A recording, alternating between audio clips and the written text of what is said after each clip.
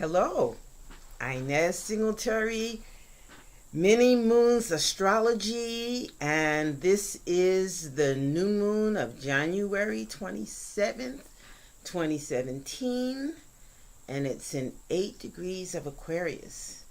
And 8 degrees is or rather 8, but also the degree. The 8 is a glyph of eternity. And we have an eternity before us, even though there seems to be an abyss gaping at our feet. So, I love the Aquarius card. Okay. The star. This is the symbol for Aquarius. And that great star that you see, the yellow star, that is the quintessence. And the lesser stars that you see around, there are 7 of them. Those are the 7 planets, the 7 interior stars, they're often called. And they're also been associated with the 7 chakras.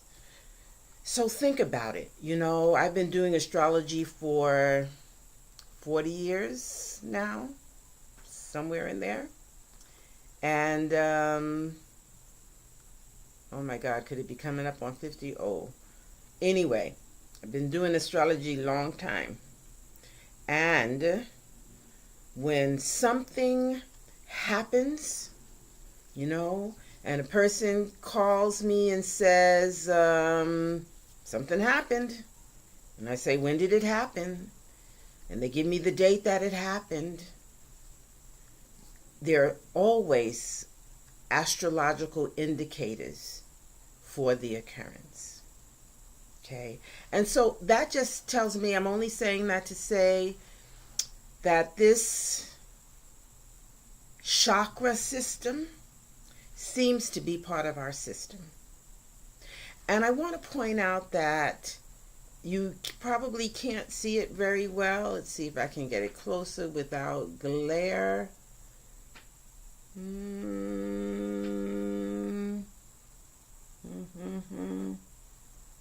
Okay. Maybe you can't see it really, but I'll tell you that the star Bathsheba, who's also daughter of the 7, Sheba being 7, Bath being daughter, has her eyes closed.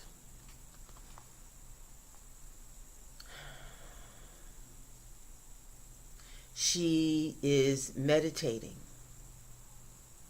She is actually pouring from 2 vases that we recognize as the vase of the water bearer. And one is one stream into a kind of a pool or an inlet, and the other one is pouring 5 streams, and those streams represent the 5 senses. So it's like she comes to meditation bringing the experiences of her sense-based world in an effort, because they flow into that bigger stream, in an effort to understand the unity of what's happening. She closes her eyes and she breathes. Now, I've been meditating for many years also, about the time that I came to astrology. It was astrology and tarot and metaphysics, and somewhere along the line, in the study of the tarot, we did what we called an active meditation, where you would meditate maybe on a card, a key, and you would have your pen ready to land the ideas. And very often there would be a flow of thought. And I could write something that made sense to me, but know also that it came from somewhere beyond me. But only a few years ago, less than 5, did I learn to meditate. Actually, it was Deepak Chopra on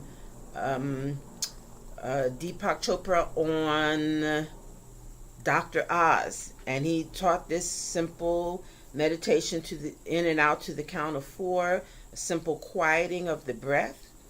And I began to use that, and especially I would use it in distress, when I got some kind of piece of mail or some kind of telephone call that was distressing. I was amazed at how I think I did it 10 minutes. And now I do a morning meditation for 15 minutes. And I find that over time, over the last few years, that has quieted my mind. So when I get in distress, I've learned now it's second nature, to breathe. It's worth a try. And what this says is that this is the time for us to employ a peaceful repose and an expectation of only the best of good things. So, new moon in Aquarius.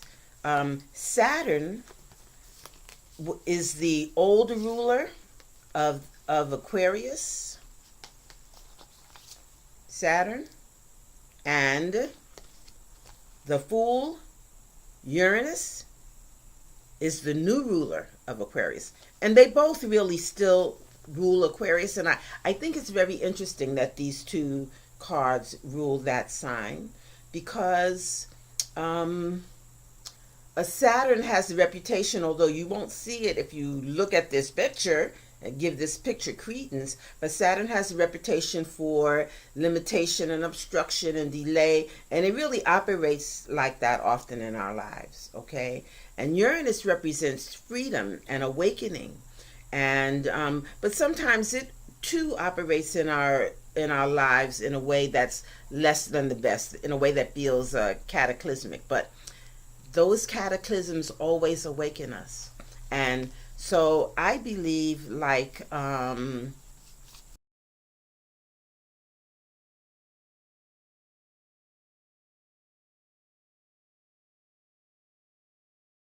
believe her last name is Kaur, and she said that, what if this was not the darkness of the tomb, but the darkness of the womb? And I'll give you that it feels like cataclysmic darkness that we are in. But this becomes really a good time to practice, because if you don't have nothing else, you can sit for 5 or 10 minutes and breathe and see what happens. If you have something that you have to face in your life, you can sit for 5 or 10 minutes and breathe rhythmically, okay? Doesn't have to be anything fancy. You don't have to feel like you've gone, you went somewhere, anything like that. But what you'll find is that it really will quiet your mind. And once your mind is quiet, inspired action is able to come to you. When you're in distress, there's so much to give us distress these days. I mean, every day, there's something that makes you think, good God, what the hell is happening here? But we can take that time. You can take that time and breathe. I'm not sure where I was going, but I want to say that if you're dealing with something in your life, breathe on it. If you need to talk to somebody, breathe a bit before you speak. If you need to resolve something, breathe. Find a place at peace. Picture them, because when we're like this, it's because we think you're not going to get me, You know, I'm gonna get you. You're not gonna get me. You know, and we become like somebody else we know who, does a lot of blustering and noise making. But hasn't that always been the way to intimidate people? Make a lot of noise, scare them. Don't be scared. Or as me and Deborah like to say, don't be scared. Don't be scared. Okay. Okay. Oh, it's been 11 minutes. I don't like to talk too long. I hope that this will do for you, and I hope that you will read the rest of the lunations at www.manymoonsastrology.com. What we can do with this time, how we can be, so that we can individually be at peace. I care